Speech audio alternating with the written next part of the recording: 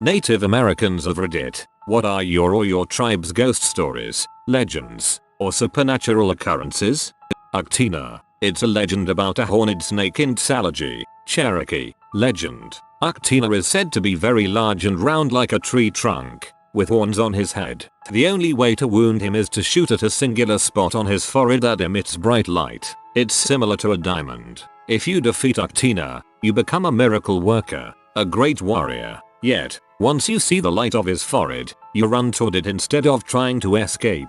Even to see Uktena sleeping is death. Not to the hunter, but to his family. Bloody heck, you have video game boss battles in your native lore.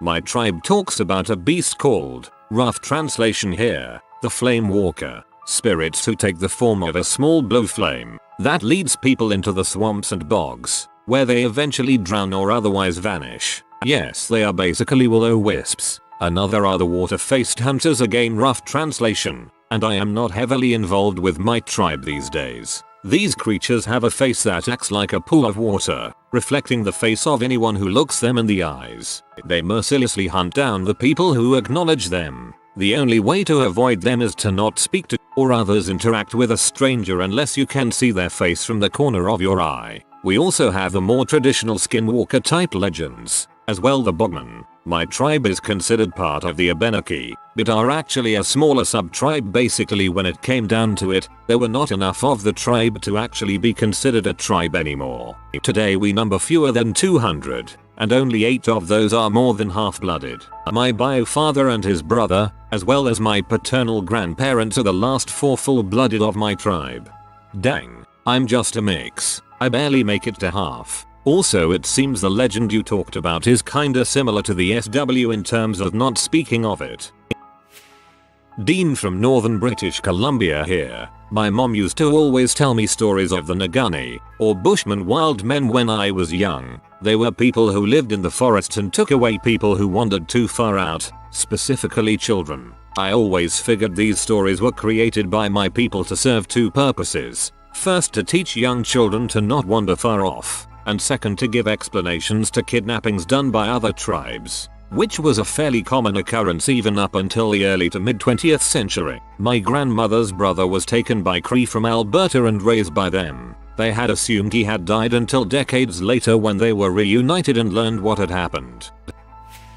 When the humans slept, dogs would get together and party, but not before taking their tails off. They'd dance the entire night, put their tails back on and return home. But one time a coyote found them and all the dogs had to scramble away to their homes for safety, but a lot of them grabbed the wrong tail. They never danced again at night because they were afraid of the coyote, so they were stuck with weird mismatched tails for the rest of their lives.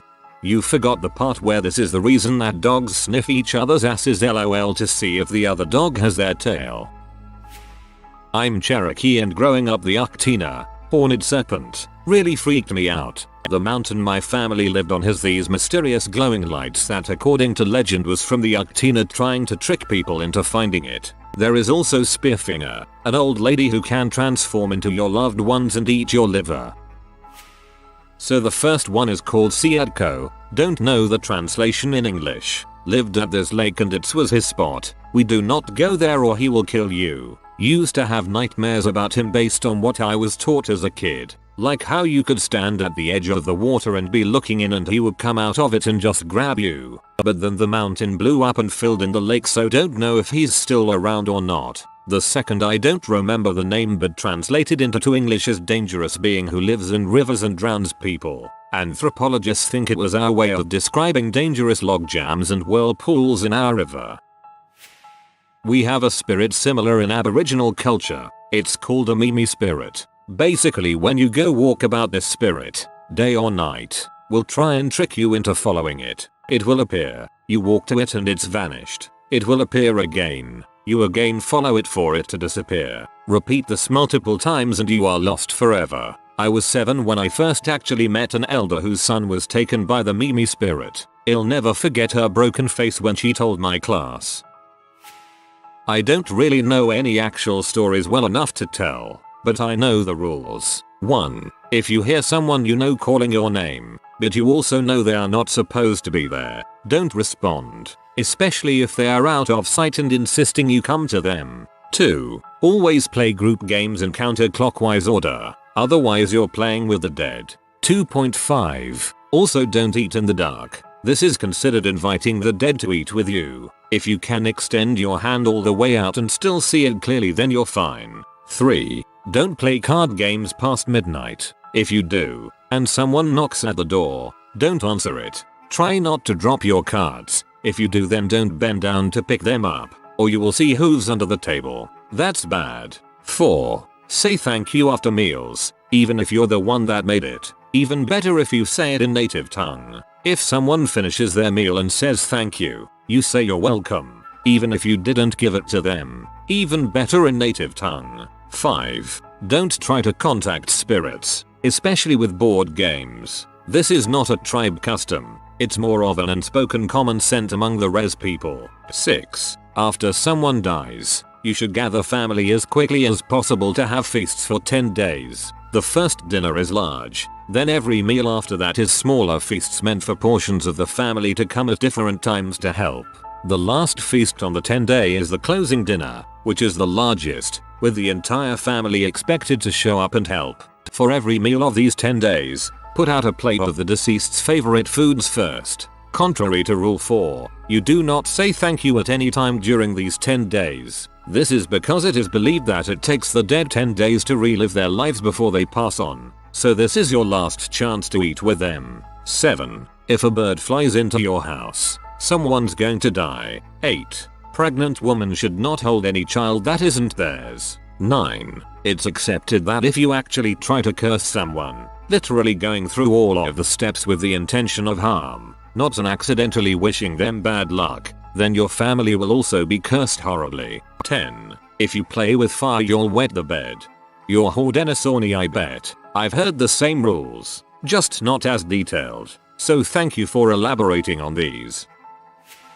I feel like I may be late, but I have a lot of Aboriginal myths. Most are old tales that involve magic or giants, taking animals, cunning ravens, the birth of the Tli people, but more sinister of tales, the Naga, the Aboriginal version of Bigfoot. I also know of an Inuktitut take about witches that live under the ocean called the Kalapiliut. I'm a Northern Canadian with an Aboriginal father and a white mother. The tales I heard were either from teachers, grandparents, or friends who have embraced their culture, so let me know if you want to hear some stories.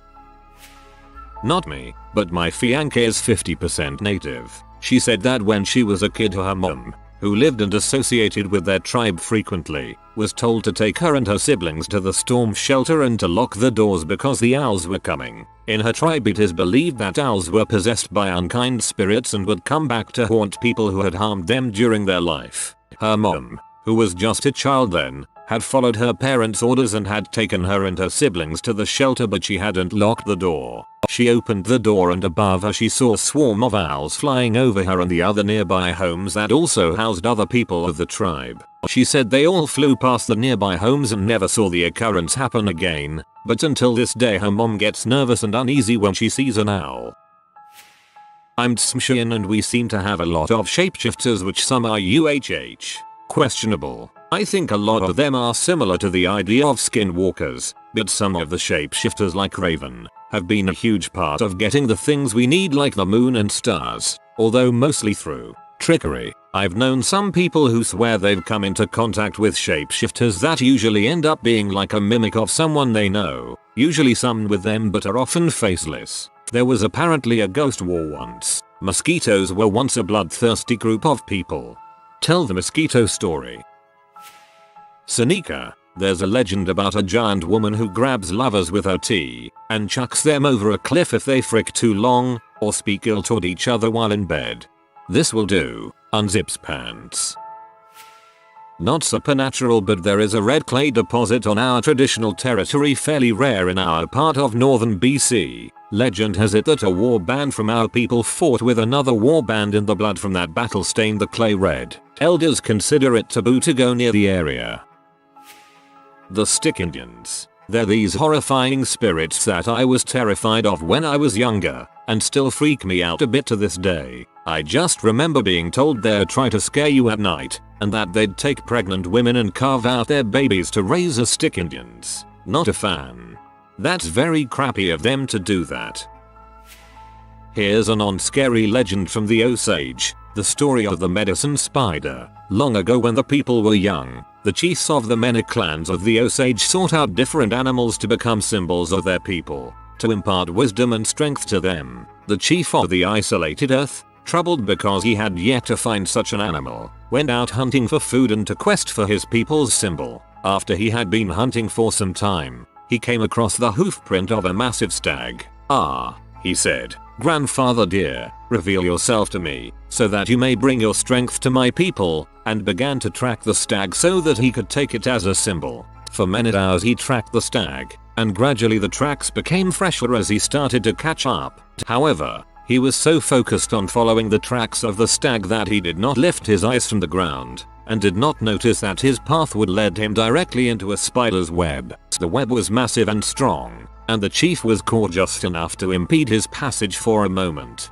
In anger, he struck at the spider, but it dodged his blow and scurried out of reach before proceeding to scold him. "Grandson," said the spider, "why do you strike at me when it is your own carelessness that has caused you to walk into my web? What has you so preoccupied that you cannot watch where you are going? Why do you walk as a blind man?" The chief of the isolated earth suddenly felt foolish, but felt compelled to answer the spider. "I was following the tracks of a great stag, so that it can be a symbol of my clan and bring strength to our people." The spider replied that it could be such a symbol, and the chief scoffed at it. "You are such a small, weak thing. How could you bring strength to my people?" The spider answered, "Where I am, I build my home, and where I build my home all things come to it. Should your people learn this patience, they shall become strong indeed." The chief saw the wisdom of this, and went home, satisfied. And so the medicine spider became a symbol for the isolated earth and one of the symbols of the Osage people.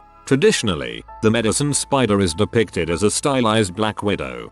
Sweet, I have Osage in me myself and I enjoyed this story. Thanks for sharing.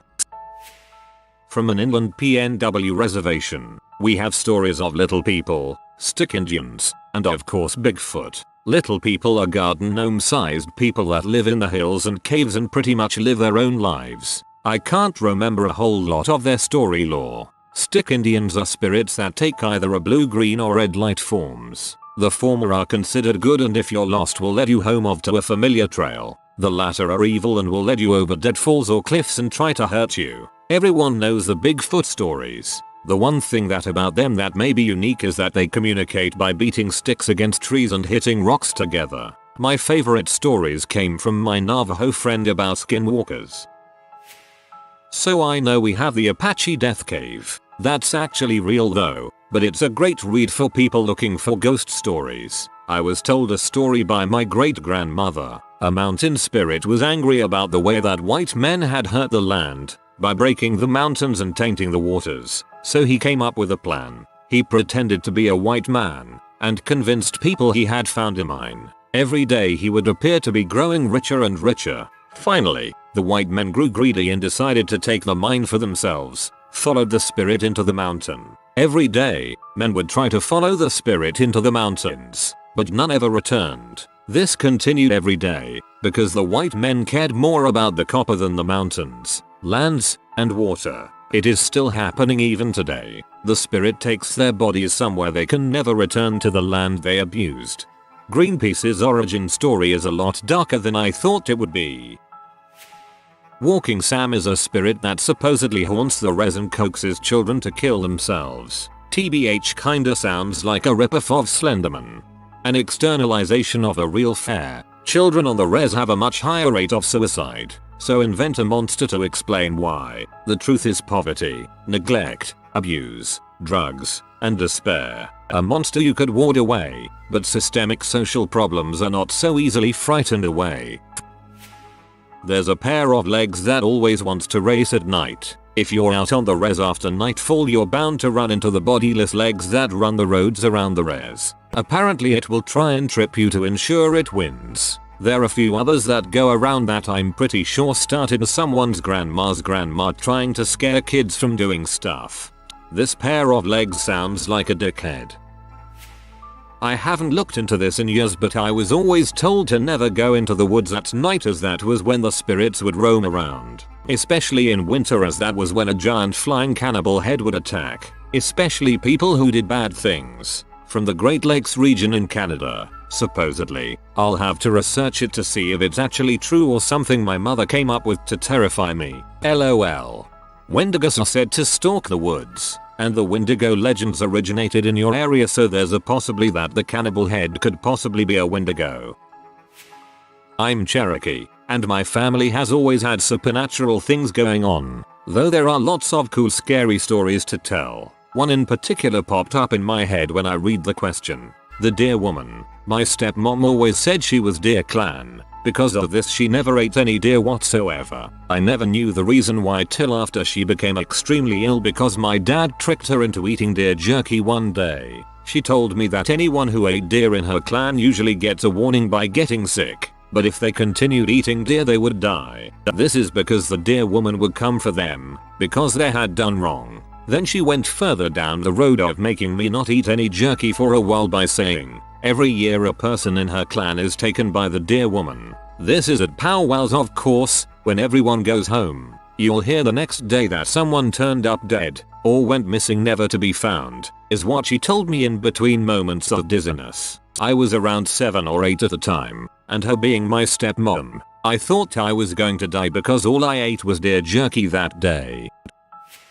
I'm Cherokee, so technically Native American speaker. Very technical. However, that has nothing to do with what I'm going to talk about. That was just obligatory. Maybe it's not appropriate, but maybe it is for this Reddit question. I don't know for sure. I'm Hawaiian, living on the island of Kauai. I've met people on here who've said Hawaiians are Enatiiva Mirikansi as America see on TRL's Hawaii shore buddy. Anyway, there's a lot of supernatural and myth here in Hawaii that I thought I might share a bit of, at least the most prevalent kind that I've heard of. Night marchers. Ghostly ancient Hawaiian warriors. You'll hear drums and see torches when they're near. You can't look at them and you should lie on the ground in respect. They'll kill you otherwise. You still can die even if you follow the recommendations. You're most likely to live if you're of Hawaiian descent. If a ghost warrior is a relative, he can call upon the night marchers to spare a descendant's life, and or show absolute respect.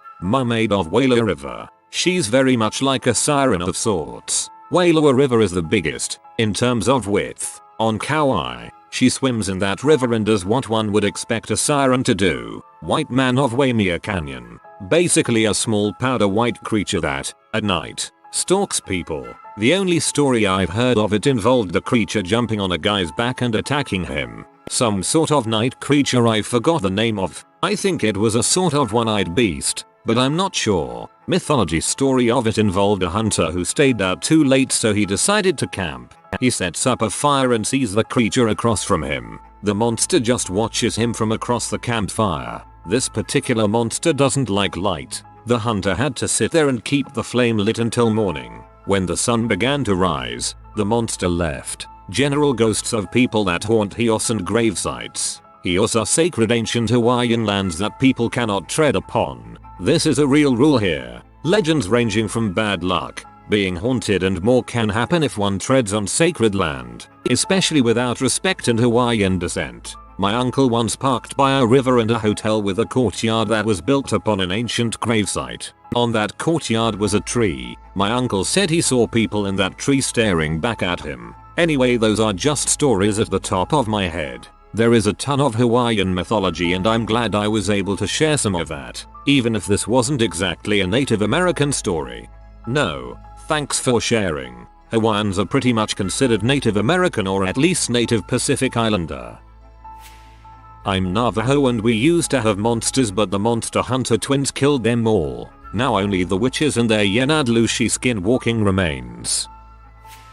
I'm too late but worth a shot. Do Inuit count? I'm from the northern Canada, Nunavut. There are shadow figures called chaneque or the shadow people. It is believed that you can see them from the corner of your eyesight. When you see a chaneque, you would take another look or you swore you saw something in a form of shadow or a haze. I have heard that they are rather creepy and they give you the feeling of being watched or a slight anxious of some is following you. Another legend is called Ijgerate. Translated, people who hide. Ijgerate are entities that you would see in the barren Arctic and the far hills. The Ijgerate have the power to shapeshift into other creatures or people, really similar to the Navajo legend skinwalker, although never harming Inuit. It is believed that the entities observe Inuit and follow them, but I have never heard Ijgerate harming Inuit. An Inuk elder explained that the Ijgerate can live human lives or imitating humans, or even marry other human beings, while pretending to be Inuit. Camping in the Arctic is creepy, and you are to that expectation that you would encounter entities, especially how the Arctic is so vast and empty.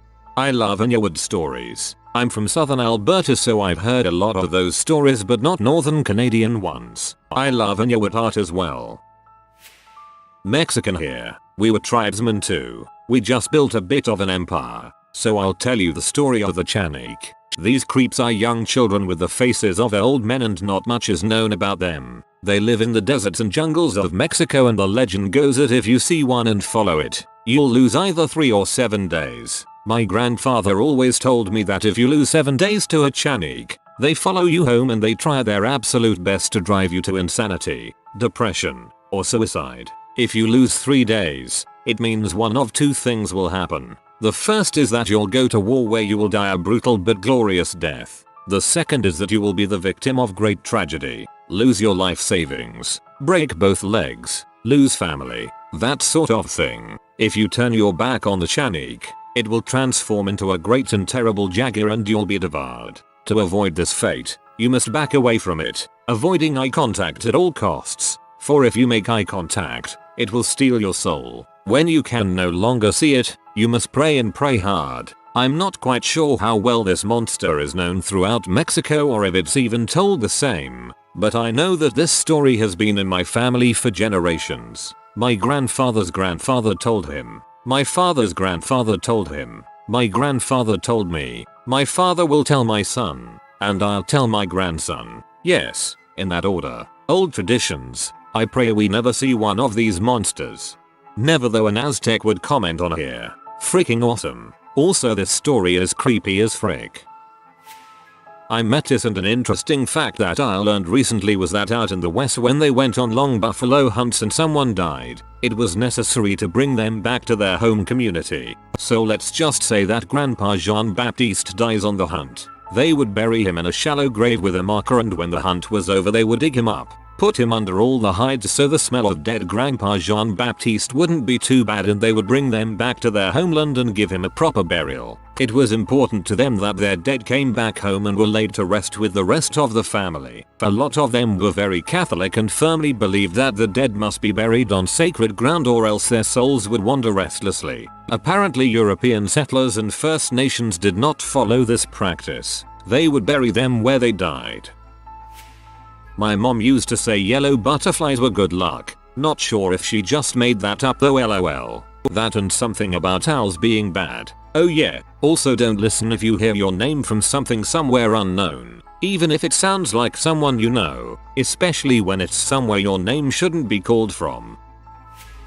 A hoot owl will visit, and within a few days a family member will pass away. Has happened for every family member I know of that has passed. I've heard and seen the owl twice in my life. I'm Anishnob, Ojibwe Chippewa. When I was young, my mom would tell me and my siblings stories. One of them was about twisted, spiteful people. People who were knowledgeable about medicine, spiritual power, but that they used it in a bad way. It was said that such people could turn into bears, shapeshifters. We called them bearwalkers, and they moved only at night. Weird Wolf Guy mentioned will-o-wisps, and his story is similar to mine. We were taught that these balls of light were the sign of a bear walker, and that if we saw one, we were supposed to run away as fast as we could. When I lived out in Arizona, there were always stories of the Skinwalker tribe, a group of Native Americans that have the power to turn into big and scary wolves. Some even have the power to turn into other animals. I've heard so many Skinwalker stories growing up. I remember a long time ago they featured a story in Arizona Republic, main newspaper in Phoenix, AZ, about skinwalkers with a full-page illustration of how they pictured it would look. Talk about nightmare fuel. A long time ago there were people who lived around the Inuit. They were big and strong. strong enough to tow multiple kayaks into the wind when it was blowing too hard for the Inuit to row. They disappeared before people came over from Europe. Looking at archaeological evidence, they were probably the last of the Dorset people who the Thule people, the ancestors of modern Inuit, met as they traveled east across the Arctic. I come from the Lumbee tribe, which is a lot of controversy to begin with, but I'll share a family story. My great-grandmother was supposedly the local witch doctor in her town for a majority of her life. Growing up, I always thought these sort of stories were total bulls and just my dad messing with me. He and his family would always say how I was her namesake, and even if I didn't want to accept it, we had some weird synchronicities in our family and assumed it was because of her. The day she passed away, my dad was out in his garden when he immediately stood up and thought he heard her screaming from afar. At the time, he lived in a separate state from her, but the screaming sounded like her voice and it really freaked him out. He goes inside the house to call and check on her when suddenly the phone rings. It's his mother telling him how his grandmother had just passed away and he needs to head home. Another weird thing in our family is that whenever I have a dream with my dad in it, even if he only appears for a brief second, without failure he calls me the next day. Every goddamn time this man is in my dreams, I wake up and know that he'll be calling me sometime that day.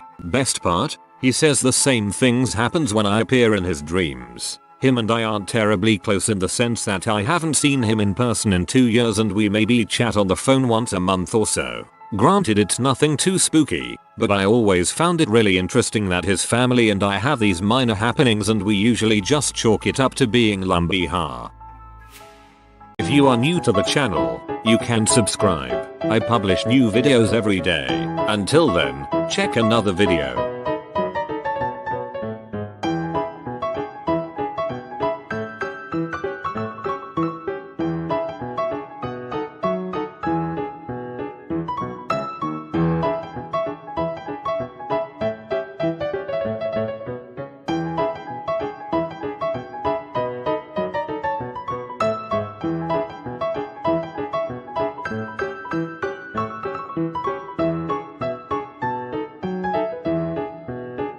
Bye for now.